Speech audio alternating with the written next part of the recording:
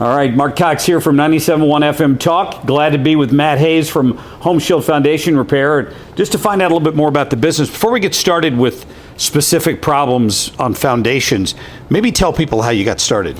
Well, I got started out of necessity. So my wife and I, we had some foundation issues ourselves that we had to get addressed. And one of the biggest ones that we found was we had a house built in, I think it was 2008, right in the big crash, right when you shouldn't be building a new home. And the garage floor had caved in. And it sank about a foot down. And the struggle with that was, we just spent all our money building this house, not sure what to do or whatnot. And so that's where it all started, was just having a situation that we had to deal with. And, so you get bids and talk to folks. And I quickly realized that these are just fancy sales guys that are coming in here trying to get us to sign some contracts and stuff. And maybe they'll do the work, maybe they didn't. And of course, back then, YouTube wasn't around, social media wasn't around. I didn't know to look up Google reviews. I don't even know if they were around 20 years ago, to be honest. So, at that time, it was just kind of word of mouth. So you called and had some folks out, and so that was the first step. And then fast forward a couple of years later, we start renovating homes, and we realized that almost every home we had purchased had foundation problems. Wow. So we quickly had to evolve and learn how to do this stuff. And I've always worn boots my whole life, and I've always been really handy with my tools and stuff like that. And I joke around today that the worst thing you can do, to my daughters, right, is marry someone that don't know how to turn a screwdriver. Because I've had a few people that have worked for me in the office that didn't know how to do some basic stuff over the years. And interestingly, it is kind of a lost trade when they took the shop class out of high school and out of middle school. I loved it. I absolutely loved it. And I learned the gift of hard work very, very early on. I mean, when I was 5, 6 years old, we didn't like it at the time, but my dad would put us on projects. I mean, every time we get home from school, right, every weekend, we would always have stuff to do around the house. And, so you just learn how to fix things and work hard doing it. Well, and you bring that experience to what you do now. What are some of the early warning signs for people that you might be having problems? Because as you explained to me one time, not every crack in a basement wall is a bad crack, right? That's right. So I'm glad you asked that question, because it's the number one question that needs to be asked, and that is the difference between stage 1, stage 2, and stage 3 foundation failure. And stage 1 is some of the simple things that you can, prior to even getting foundation failure, let's talk about that. Make sure your gutters and your downspouts are getting away from your house. That has got to be step 1. And when you do a landscaping bed, you need to make sure, where's the water going when it's entering said landscaping bed? I just broke a customer's heart last week, Brittany. She built this retaining wall all the way around her front of her home, and when it rains, it fills up with water. Oh.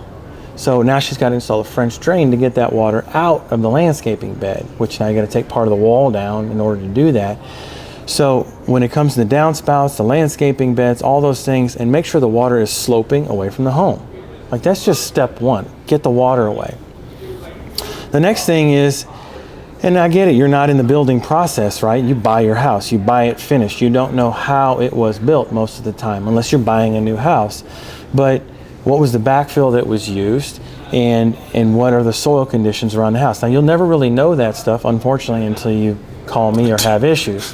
Right. But some of the quick signs are doors not closing correctly, windows not closing correctly, cracks in the drywall. If you have a crack that's stemming away from a window or a door, that immediately is a sign to call me, because that is when the foundation has settled, right? Now let's go to the basement. All that stuff was upstairs. But downstairs in the basement, if you have a horizontal crack, that means that there is potentially a bowing wall or even some rebar pop. So rebar pop is when they pour the foundation, they put the rebar in there, and it oxidized so much and got so rusty that it just pushed out and had the concrete actually pop off. That's why we call it rebar pop. I've seen that. Right? Mm-hmm. I'll send you some photos on that. Then the next one's on the diagonal cracking side. That means if you have a diagonal crack that there's lateral pressure being pushed on the wall.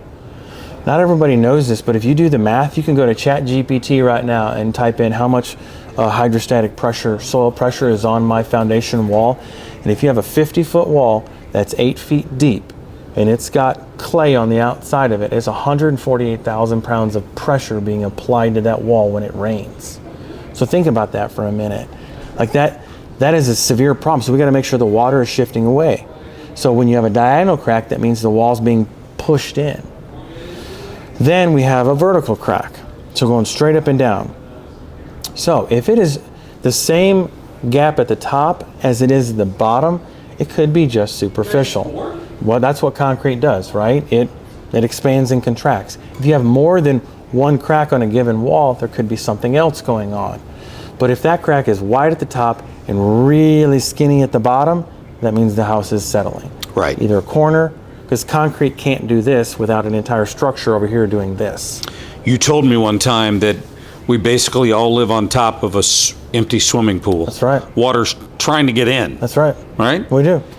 So think about that for a moment. Like when you build a gunite pool or a fiberglass pool or a liner pool, they're working so hard to keep all the water in.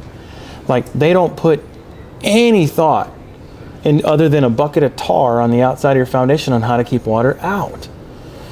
And you really don't realize this if you're from the area and you've lived here for a long time, because all of our houses have basements. Right. But you go across the country, or even across the world for that matter, but let's talk about the country, for instance, like Oklahoma, no basements anywhere. Tornado Alley. And they don't have basements? No basement. Why? It is because of their soil. It is so bad. They install their home, it's called slab on grade or crawl space, and they use piers. So they'll install piers, then they'll put the slab, and then they'll build their house. Down in Florida, of course, it has to do with sea level and water table. Further over in North Carolina, South Carolina, mostly crawl spaces.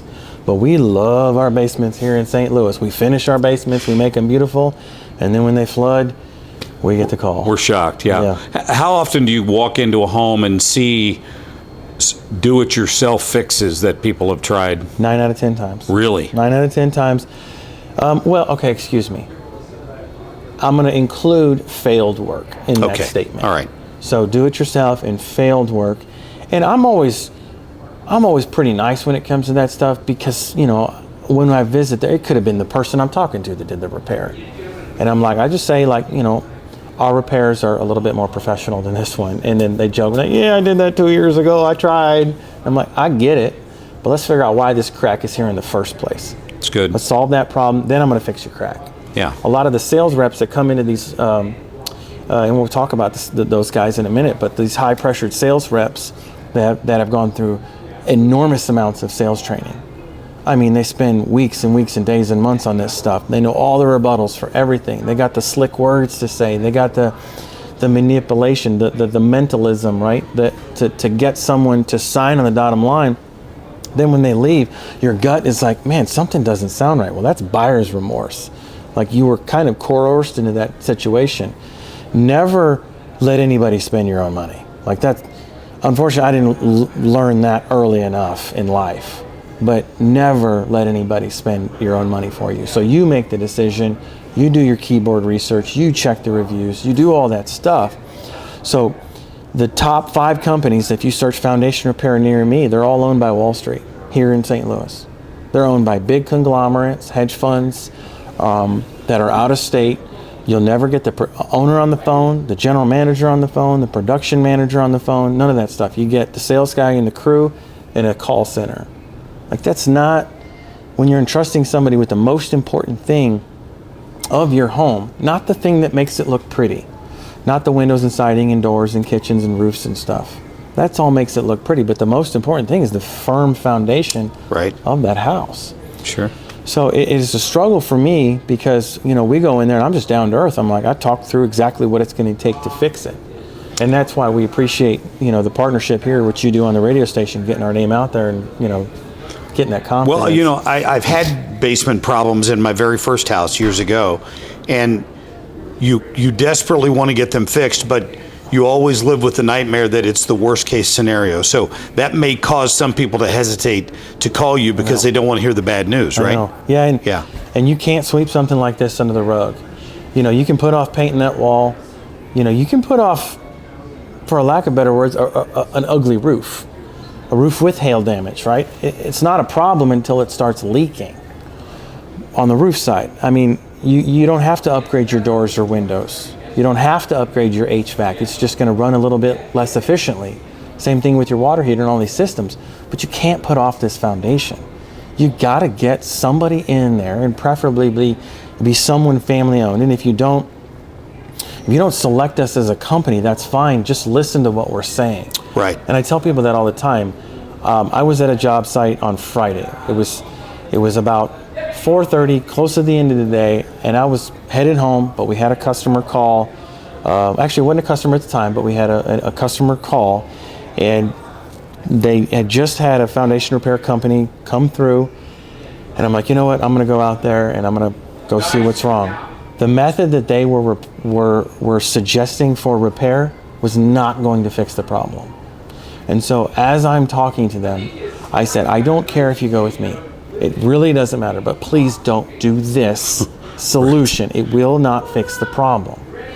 But so that happens all the time because the guys that are sometimes selling this stuff, again, professional sales guys, they got a list of products they can sell and they're just pushing those out the door. But these homeowners, I mean, they're trusting us. Like, and we don't take that lightly. When they give us money or they sign the paperwork, like, I take that with a heavy responsibility. Right. And that is why I'm going to say 90% of the time I am either on the job site or I'm communicating directly as the owner of HomeShield with our foreman and with the crew on getting this stuff put in place. And that reassures me because Annie and I put our name behind your product, right? Yes. And we appreciate that you do that for our listeners and for anybody else who calls. It's not just foundation repairs. Obviously, you're going to get people second opinions if necessary, but you do the polyjacking too for driveways. Concrete repair. Right. And so we do a lot of that stuff. And the reason we do that is because of our soil that we have here. We have clay soil.